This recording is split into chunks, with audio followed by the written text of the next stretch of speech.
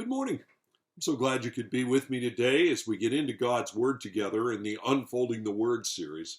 We're in the midst of our study of Daniel. We're in the third chapter now.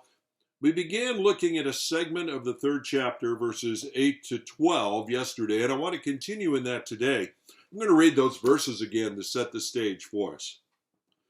Therefore, at that time, certain Chaldeans, meaning Magi, came forward and maliciously accused the Jews. And they declared to King Nebuchadnezzar, O king, live forever.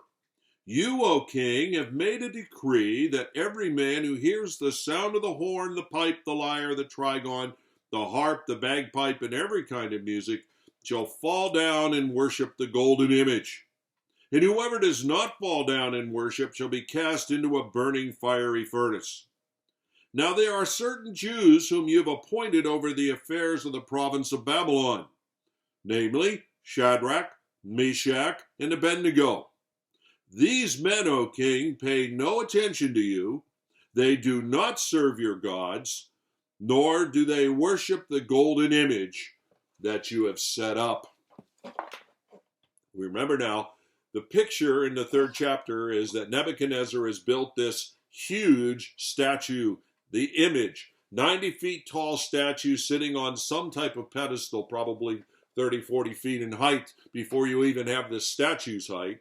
It was situated at the very center of the capital city of Babylon on the plain of Dura, an obvious, clear central focus for the entire capital and therefore for the entire empire. His goal, of course, in doing it contextually, was to contest the inevitability of the meaning of the dream of chapter 2.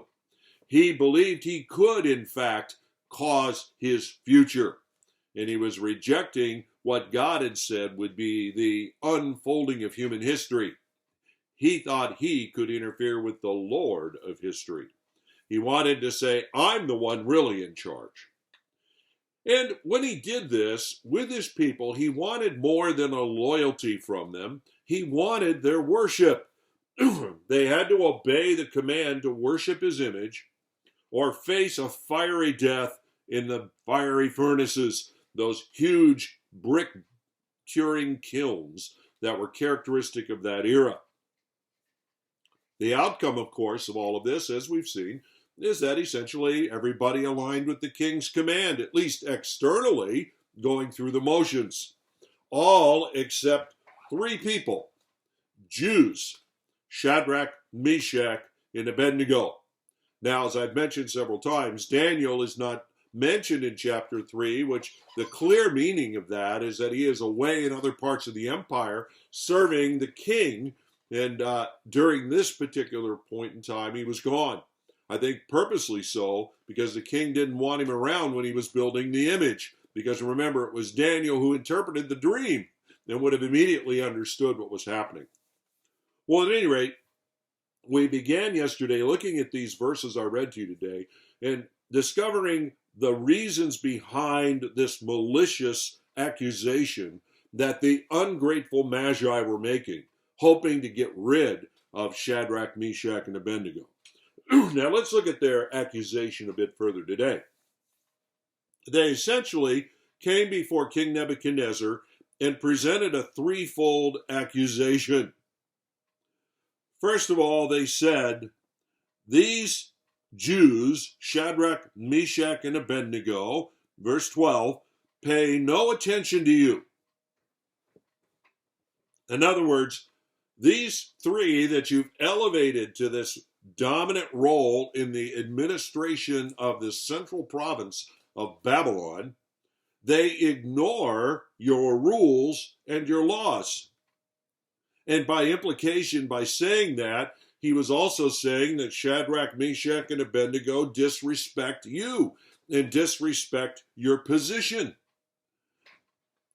Nebuchadnezzar, as a Magi order, we are coming before you and saying you've been wrong to trust any authority and credibility into the hands of Shadrach, Meshach, and Abednego. Boy, the lines are drawn there, aren't they? Accusation, number one. They pay no attention to you. accusation number 2, he says, not only do they pay no attention to you, verse 12, they do not serve your gods. You know, in their mind, what more dangerous thing could you say about someone, more intimidating a thing about someone than that they don't serve your gods? Ultimately, they're essentially saying these Jews serve their God. Now, it was like this was no big news to Nebuchadnezzar. He'd known that was the case since back in chapter 1. And despite that reality, which he wouldn't have been happy about, he saw their abilities and he promoted them, you remember? So at any rate, it's not a new accusation, not something that pulled the curtain back and Nebuchadnezzar says, oh gosh, I never knew that. He knew this. One of the ironies of all of this is essentially what they were saying also to the king was that their name change to Shadrach, Meshach, and Abednego has not reflected their hearts. Their hearts haven't changed to match up to their names. I was thinking of 1 Peter chapter 2, verses 13 to 17. It says, be subject to the Lord's sake, for the Lord's sake, to every human institution or authority, whether it be to the emperor or supreme, or to governors as sent by him to punish those who do evil and praise those who do good. For this is the will of God, that by doing good you should put to silence the ignorance of foolish people. Live as people who are free, not using your freedom as a cover-up for evil, but living as servants of God. Honor everyone, love the brotherhood, fear God, and honor the emperor. The right balance for the believer is to be submissive to human authority, respectful of human authority, but ultimately free, because the higher authority of your life is that you are a servant of God. Now that was how Shadrach, Meshach, and Abednego, and I might add Daniel, were actually living their lives. The Magi order takes that idea and that truth and uses it, spins it to their own end. So they're saying, these 3 Jews ignore you, pay no attention to you. These 3 Jews are deviously serving their own God and not your gods, the gods of the Babylonian Empire.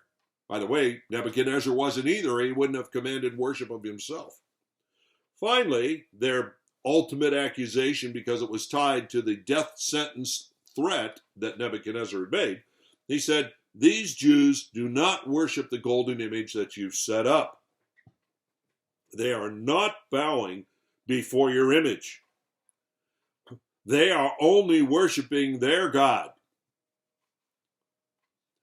Be careful, deal with them severely, in other words, because their example could pull other people away from worshiping your image. 3 accusations. Now, the irony, as I've been explaining along the way here, is that these accusations had a measure of truth in them and a measure of error. A measure of truth and a measure of falsehood. The fact of the matter is that Shadrach and Meshach and Abednego were trustworthy. They were obedient and submissive to the king, to Nebuchadnezzar, in all other ways. They were serving Nebuchadnezzar to the best of their abilities. It was only on the issue of the conflict with the laws of their God that there was a point in which a higher authority took precedent over Nebuchadnezzar. The truth of the matter is, that could probably not be said about any of the Magi order that were accusing maliciously Shadrach, Meshach, and Abednego. They were all operating according to their own agendas to some degree, but they did a great job of spin doctoring.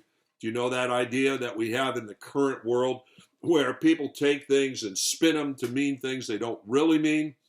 Spin doctoring. We live in an era, perhaps greater than other eras, marked by ultimately dishonest people who don't want to call what they're doing lies, but essentially they're spinning the truth always to imply things that are not true, whether they're in the media, whether they're in government, whether they're just the people we deal with in life. That was what was going on here. The Magi were spin doctoring. and trying to make the accusation against Shadrach, Meshach, and Abednego such that Nebuchadnezzar would kill them.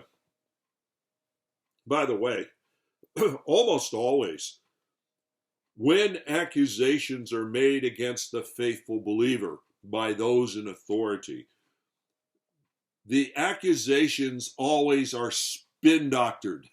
There's got to be something beyond the loyalty to God that's part of it. Just like in these cases, it wasn't just that they weren't going to do what the king wanted, but the implication being that they weren't trustworthy, they'd done some other terrible thing. And if you follow history, you discover that generally it's the spin doctoring trying to make the Christian guilty of other things that all was part of any attack on the believers. Well, there's our context. Join me tomorrow as we continue on with the story in verse 13 and discover Nebuchadnezzar's response to Shadrach, Meshach, and Abednego.